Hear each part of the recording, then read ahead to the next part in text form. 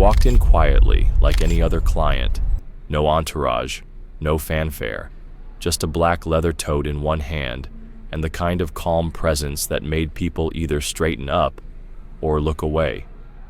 At first, no one in the bank gave her a second glance. But 10 minutes later, everything would change. Her name was Monica Traylor. She was 44 years old, raised in Wichita Falls, Texas. The kind of woman who didn't brag about her accomplishments, but could buy the building you were standing in.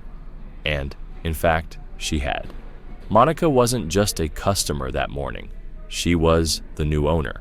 As CEO of Trilonics Financial, a rapidly growing tech firm, she had just finalized the acquisition of several regional banks across the Midwest. One of them operated branches throughout Ohio, including this one, on East Livingston Avenue in Columbus. It was just another Tuesday. She pulled into the parking lot in her silver Tesla, parked near the front, and stepped out dressed in tailored black slacks, a navy blouse, and simple gold hoops. Her hair was pulled back into a low puff, and her nails were neat, unpainted. No security, no drivers, just Monica, the kind of presence that doesn't need loudness to be respected. She entered the bank at 9:03 a.m., just after opening. The air smelled faintly of fresh coffee and copier toner. A man in khakis sat at the front desk with a name badge. He looked up, then immediately looked back down, saying nothing. Monica nodded politely and walked toward the business services section like she belonged there, because she did. Behind the counter were two tellers. One, a younger white woman with red lipstick and a tightly pulled bun. The other, older, possibly Indian, flipping through documents. Neither looked up.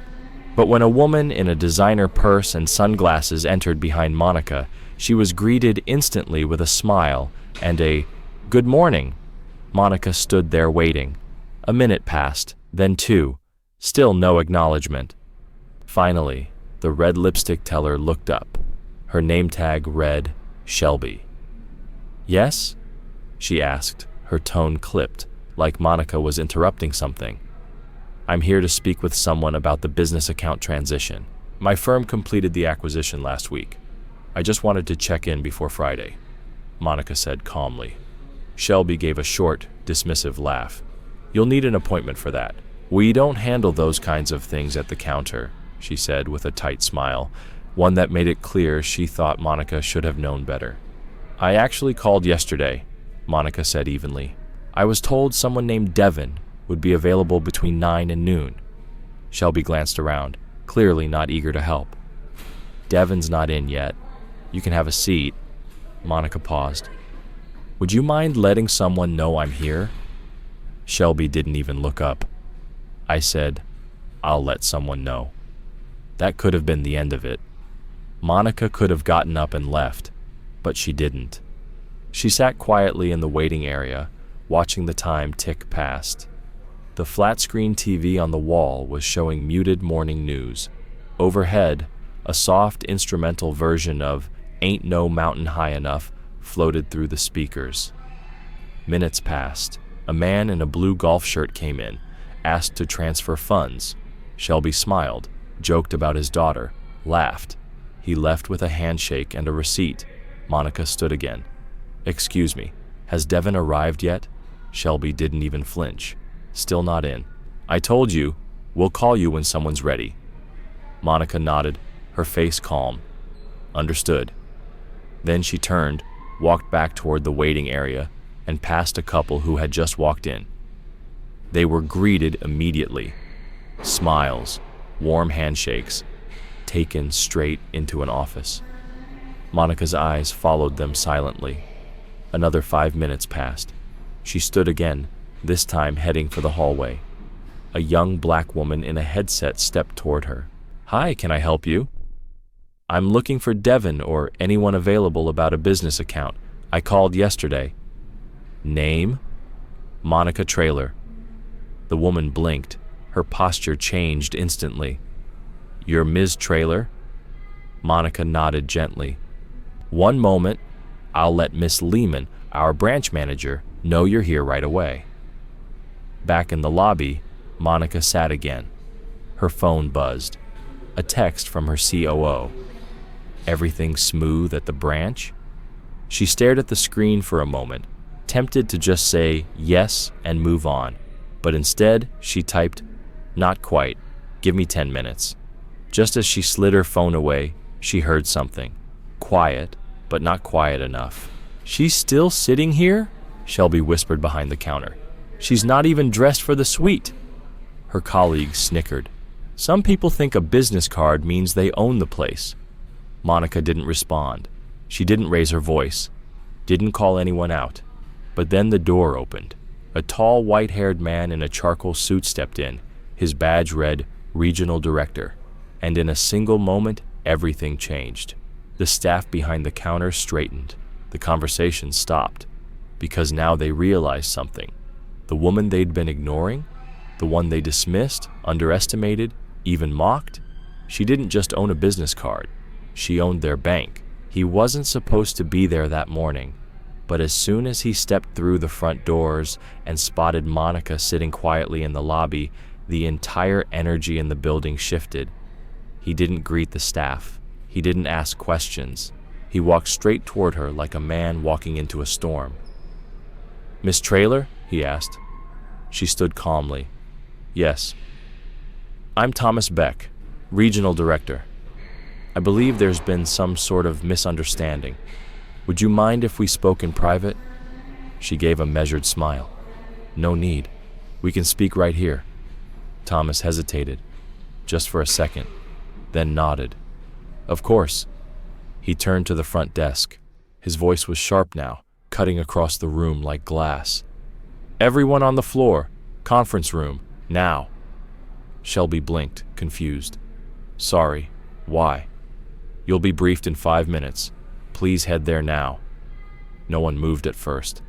The silence was thick. Then, one by one, the tellers and staff began to shuffle toward the back, their steps slower now, unsure.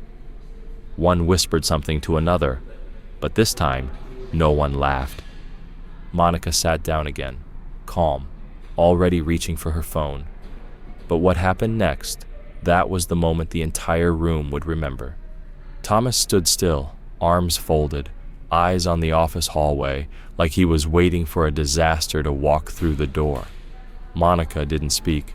She scrolled her phone slowly, like she was checking a grocery list. Not angry, not even tense, just calculating. Finally, she looked up. "Get Ellis on the line." Thomas didn't hesitate. He pulled out his phone and tapped. "He's on standby." They stood near the glass door. Inside the conference room, 5 employees sat in silence, staring at the table like students who already knew they'd failed the test. Monica hadn't even looked at them yet. She didn't need to. "I'm not here to embarrass anyone," she said softly. "That's not my leadership style." Thomas gave a small nod, still silent. But if someone working in a client-facing role can't offer the most basic level of respect to strangers, they shouldn't be in this building. Not under my name. Thomas's jaw twitched. Understood. Just then, Devin finally appeared in the hallway, shirt slightly untucked, clearly rushed. He slowed the moment he saw Monica. Then he saw Thomas. Then the staff in the conference room. "Is this?" Monica met his eyes without blinking. "Handled." Devin stood frozen, unsure whether to sit, back out, or apologize. Thomas opened the door to the conference room and said clearly, "Miss Traylor has a few words." The room went even quieter.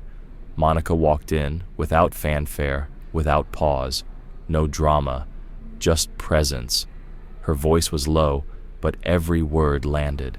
"I came here today as the CEO of Trilonics Financial. We closed on this acquisition last Friday. I visited over a dozen branches since then. Every visit has been professional. Some were even warm." She paused. "This one was different." No one moved. "I sat in your lobby for more than 30 minutes. I was told to wait, then ignored, dismissed, talked about, while I was sitting 6 feet away." She looked around. You didn't know who I was. That's not the problem. I don't need special treatment. But how you treat people you don't know, that's what matters. Shelby sat stiff, eyes glued to the table. Monica turned slightly. Shelby, right? Shelby nodded faintly. Can you explain why the woman who came in after me, twice, was helped before me? No answer. Or why you made a comment about whether I looked like I belonged in the business suite area? Still silence. Monica didn't raise her voice. She simply pulled out her phone and tapped the screen once. A message appeared. Effective immediately, she said. Shelby Langston, Derek Hanley, and Patricia Mehta are dismissed from this location. You'll receive formal HR documentation by noon. Security access is revoked. Final checks will be mailed. The room didn't breathe. Patricia, who had remained quiet until now, whispered, "Wait, we're being fired?" Monica looked at her directly. "Yes. But this is just how we've always—" Monica raised an eyebrow. "Exactly." Then she turned to Thomas. "The rest will stay. They'll go through full retraining with oversight. Coordinate with Ellis. I want a follow-up report on my desk by Friday. Clean, blunt, and honest." Thomas nodded. He knew better than to ask questions now. And then came the line that stayed with them long after she left. "I'm not here to intimidate anyone, but I'm also not here to babysit grown professionals who can't offer basic decency to strangers." She turned, left the room, and walked through the lobby without breaking pace. The young black woman with the headset stood, watching her. Monica nodded to her once, a different kind of nod this time, one of quiet solidarity. The woman returned it with pride in her eyes. Outside, Monica stepped into the thickening gray light. Clouds were rolling in from the west, low and heavy. She didn't get in the car right away. She leaned against it, arms crossed, calm as ever. Inside, the bank was unraveling. Shelby had locked herself in the break room. Derek sat on the edge of the conference table, face pale. Patricia was whispering to no one, eyes red. And Thomas?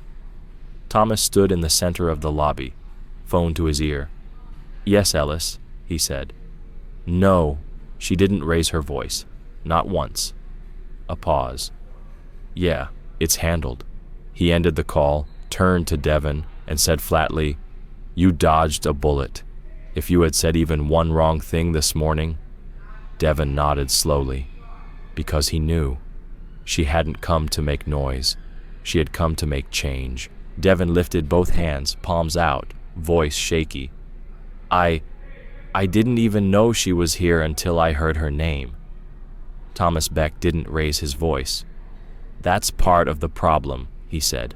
"She sat in that lobby for nearly 40 minutes, and not one of you thought to ask why." Meanwhile, outside, Monica hadn't moved. She stood by her car, arms crossed, still and unbothered, as if she wasn't finished, because she wasn't. A blue Toyota pulled into the lot. From it stepped a man in a charcoal blazer, dark slacks, and a no-nonsense expression, salt and pepper goatee, calm, precise stride. Ellis Deuce, co-O of Trilonics Financial. A man who, as people often joked, could fire half a floor before breakfast and still have time to close a $10 million deal before lunch. He walked straight over. "You good?" he asked. Monica gave a single nod. "Want me to go in?" She shook her head. "Already handled, but HR needs to prep a full retraining module." Ellis exhaled slowly. "I'll write it up tonight. Want me to loop in the press team? This might get out." "I hope it does," she said quietly, with zero hesitation. He paused, reading her tone. That young woman at the front? The one with the headset? Monica, for the first time that day, smiled. She's a keeper. Didn't block me. Didn't flinch. She listened. Ellis opened his notes app.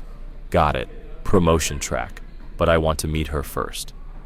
Inside the branch, Thomas had gathered the remaining staff once more. "She's gone," he said. "But don't mistake that for forgotten." Everyone looked up. I've worked for this bank chain 20 years, Thomas continued. I've been through 4 acquisitions. I've seen execs roll through, fire half the team, pose for the press, and disappear by dinner.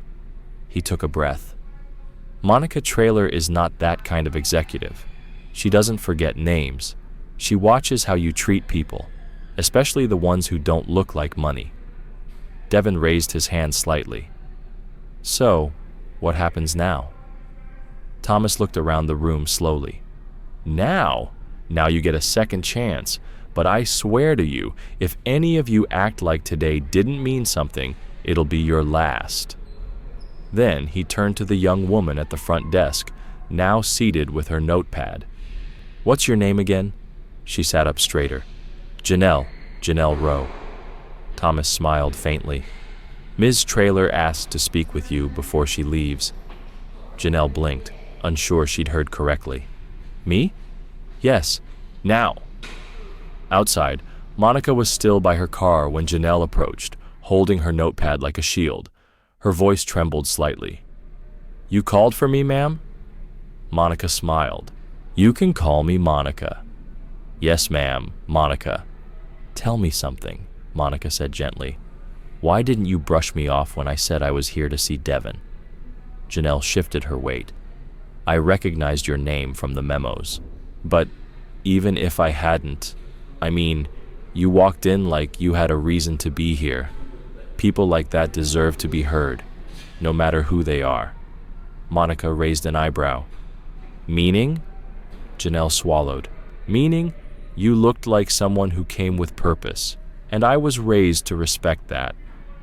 Monica nodded, satisfied. You ever thought about project management? Janelle's eyes widened. Eventually, yes. I'd love to. Good. You'll be hearing from Ellis soon. Just keep doing what you're doing, and don't let anyone train it out of you. Janelle smiled, overwhelmed. Thank you. Really. Monica got into her car. The engine hummed quietly. She didn't look back as she pulled away. But what had just happened inside that branch? It wasn't going to stay there, because one conversation had already shifted someone's path. The next morning, the bank didn't open on time. At 9 a.m., the doors were still locked. A simple sign hung in the window, closed until 10:30 a.m. for internal reorganization and compliance briefing. Inside, the mood had changed. The same space where laughter and gossip had once echoed now felt like a courtroom. The air was still, the walls listening. Thomas Beck stood at the front of the conference room with a thick stack of papers, updated training protocols, revised values, clear consequences. Devin sat in the back, eyes down, flipping through the packet like it was a final exam. Janelle was seated up front now, pen out, ready. No one questioned why.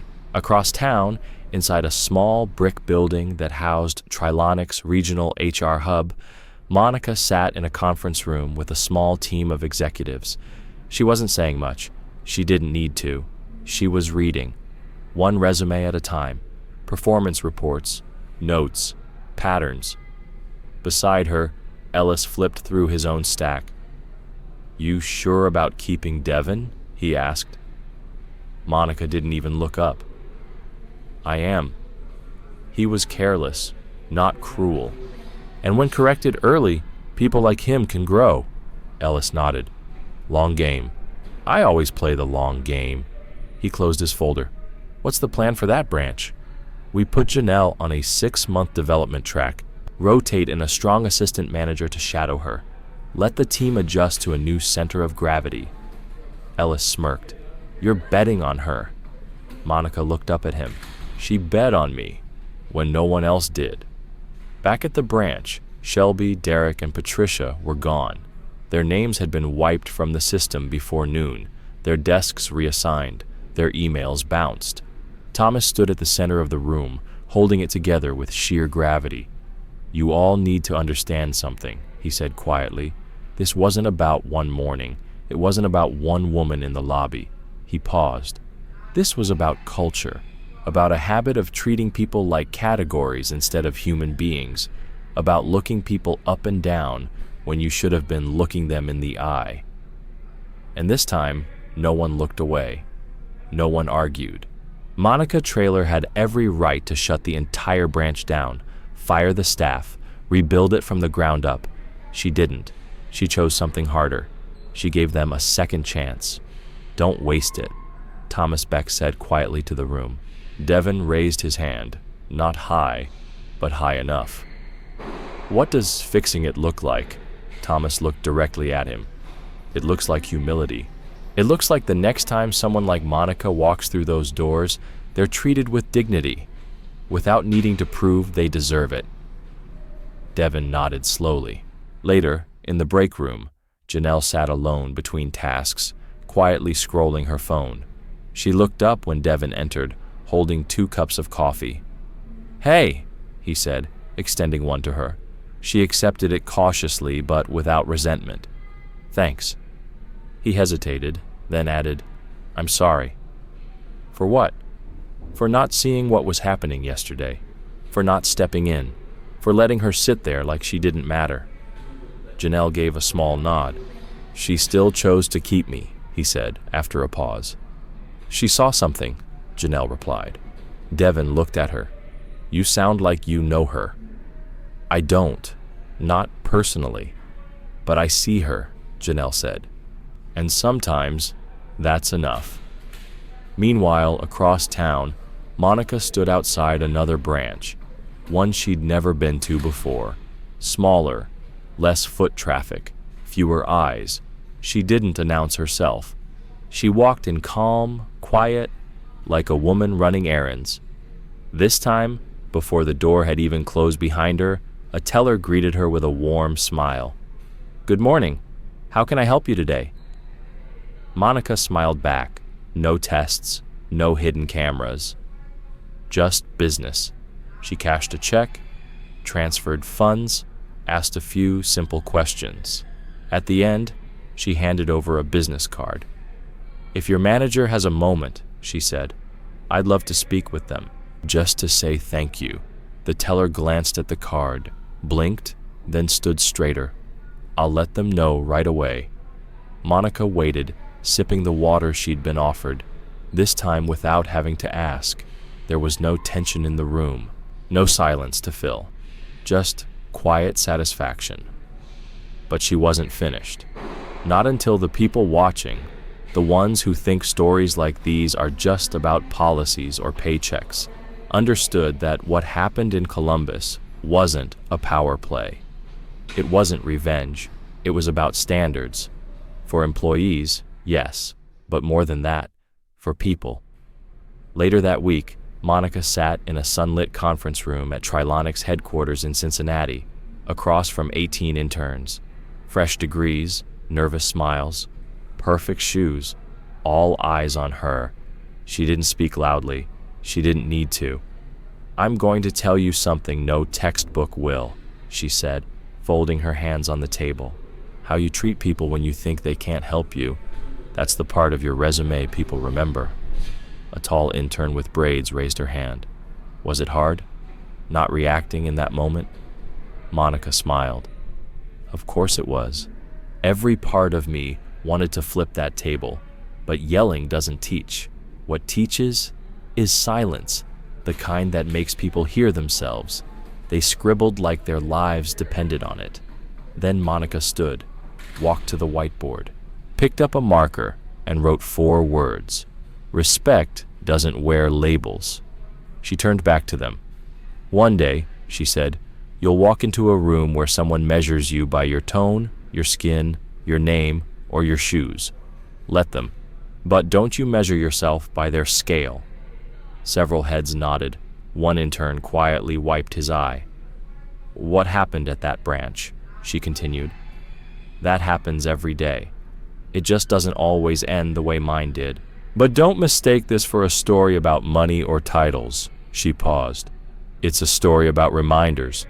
Then came her final line. "Never underestimate the quiet ones." That afternoon, Monica's calendar was packed, but she made time. 10 minutes. One call, she dialed Janelle. Just wanted to say, Monica told her, you made the right choice when no one else did. Keep that instinct.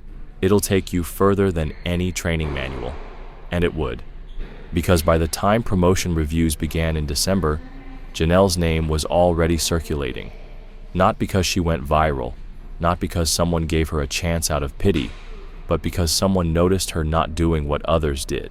That's how real change starts. Not in headlines, not in boardrooms, but in the quiet moments, in the small decisions, when no one's watching. Now, here's the part where you come in.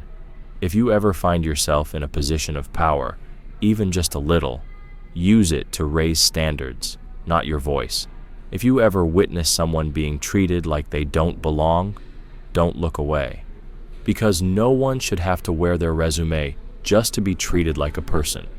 So ask yourself, what would you have done in Monica's shoes? And more importantly, what will you do the next time you see it happen? Because that's when the world starts to change.